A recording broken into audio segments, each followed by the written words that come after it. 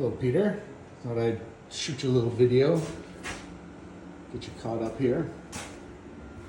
There are our pilasters, and all stripped out. They came out nice.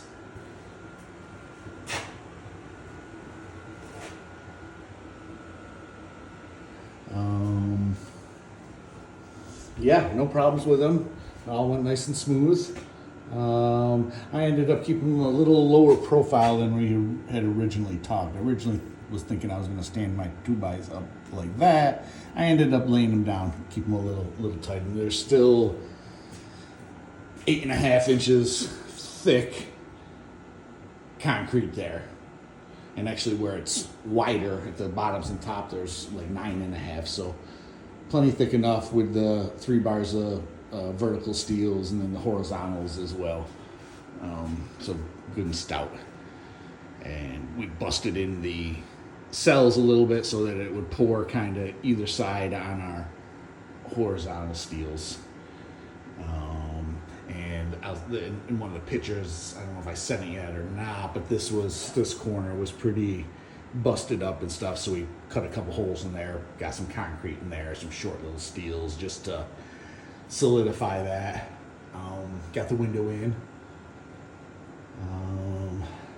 Went around, chipped all our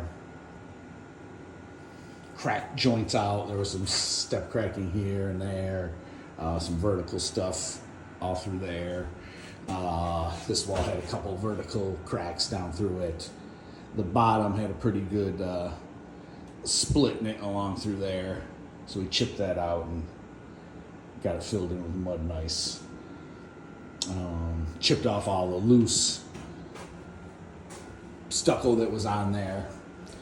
Hit it with a bonding agent, kind of painted a bonding agent on there before we filled those cracks and all that. And then we're actually adding bonding agent to the mortar mix as well. This wall is actually going to be finished here. It's drying right now. Wasn't bad over here, the wall. I think we had talked about that, and over here as well. There's spots here where I chipped that out where there was some different loose stuff. Kind of same thing down through here, a couple spots here and there. I'll probably coat that with something just to make sure that don't stain through our dry lock. Same thing, that corner had some chipped up stuff, so I hit that. But all in all, this side wall and quarter of this wall was in good shape, so I didn't see any reason to put another skim coat on it. It's going to kind of end up with somewhat of the same look. Pretty close. This and I had already hit this with a float sponge. After it sets up, you kind of buff it in, bring out a little of that sand, and then you could kind of brush a little texture into it.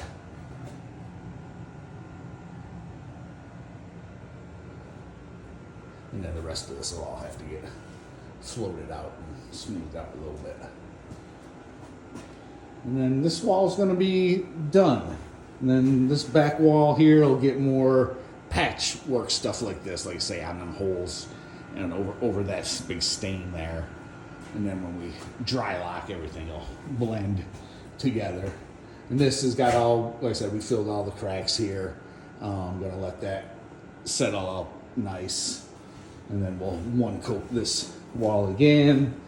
And then down here, this is going to take one more coat and maybe a little more in some spots. You can see where I built that out here with our first scratch coat there, just to take a little of that bend out of there. And I kind of did the same thing on our bottoms as well. In the middle where I didn't hit nothing, that's our point. You can see a little belly in this guy yet. We'll get some of that out of there. But looking good. Looking good for sure. We poured for the little laundry area. We said we were going to extend that out so we could put our washer dryer here and have it pulled forward. So that guy's in.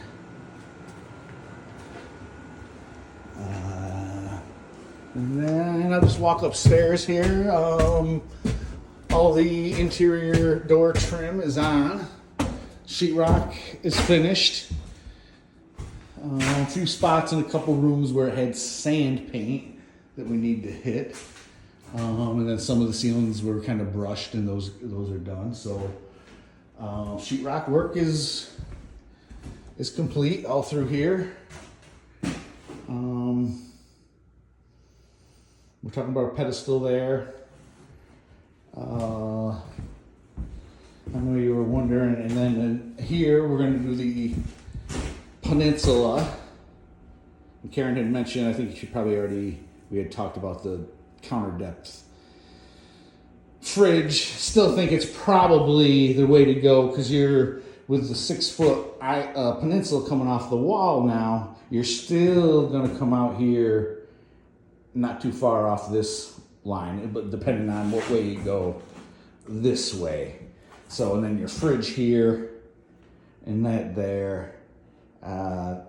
Seems like the counter depth might be the way to go, especially just then it would be the only thing sticking out in this room. And it would look a little maybe sore thumbish.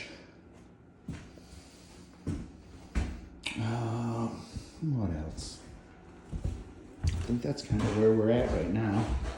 Got some floor covering. We're gonna get this floor swept up and mopped up and our staples pulled and cover it. And won't be long, and we'll be ready for some paint in here and siding. Got the windows ordered for here. They should be in another 10 days or so. And I think Karen did mention we're looking for the controls, the shower controls. And then you were curious about this here, if I'm not mistaken. We had talked, obviously there's your toilet.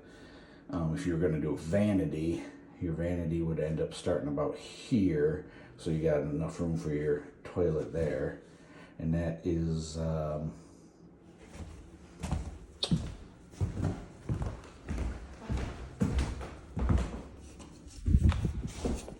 what is that? Okay, this is 18 inches. That mark we have there. 18, I think we kind of marked an 18 by 30 here on the floor, where my little pencil mark is there. What that does to you, it really shrinks you down there to about 22 inches. Mm-hmm. So tight with a 30 inch. Now if you did a 24, it still doesn't really get you by this corner. You still got that problem.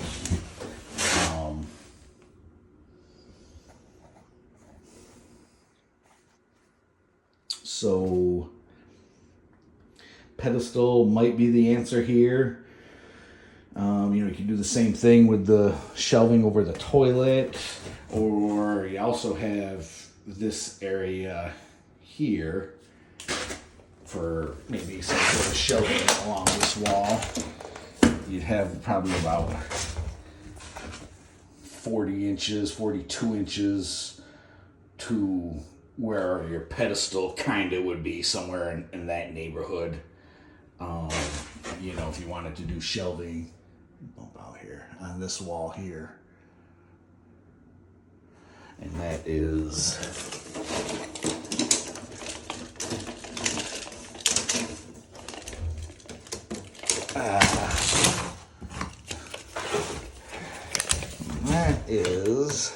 after you get your trim on there, you're going to have about 10 inches deep. If you went 10 inches, then you'd end up having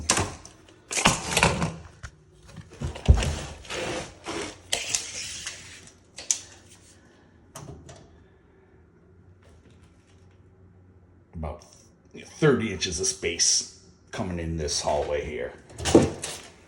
So that's nice. And you could, you put a couple shelves, up high, two 4-footers or something, maybe. A thought for space.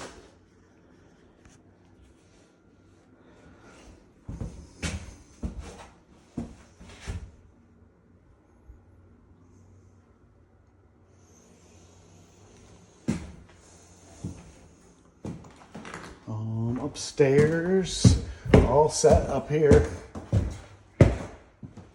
All set up here.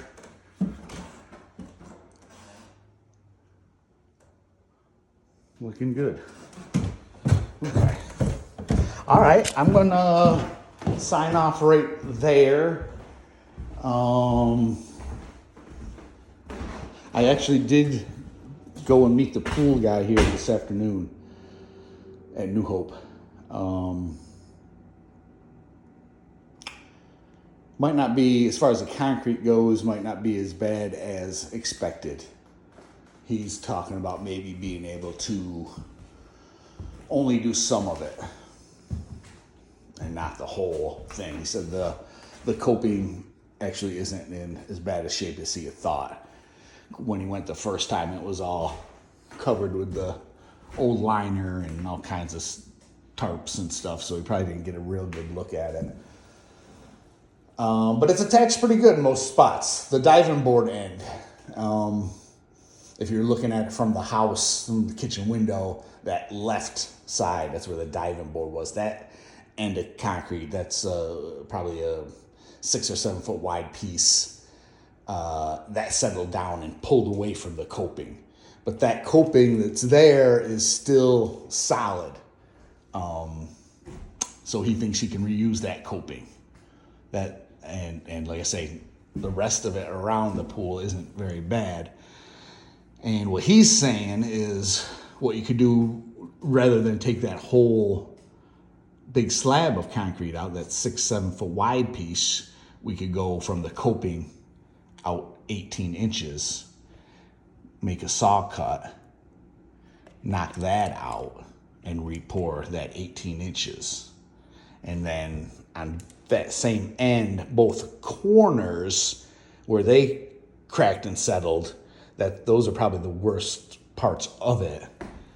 He said maybe take both those corner pieces that kind of cracked on the